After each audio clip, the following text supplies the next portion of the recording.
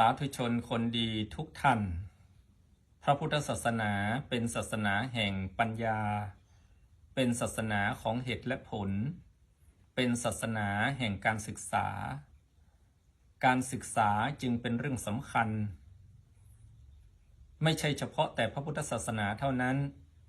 คนเราเกิดมาทุกคนก็จะต้องศึกษาเล่าเรียนให้เกิดปัญญาให้เป็นคนที่มีเหตุมีผลการศึกษาเป็นจุดเริ่มต้นของการพัฒนา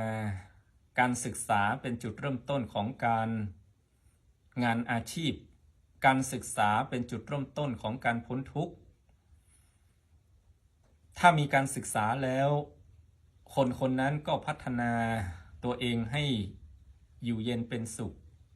พัฒนาสังคมพัฒนาประเทศชาติพัฒนาโลกของเราให้เจริญคนที่มีการศึกษาก็เลือกประกอบอาชีพได้นกมีขนคนมีการศึกษาเลือกที่ทำมาหากินได้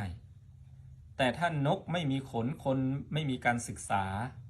ก็เลือกที่ทำมาหากินไม่ได้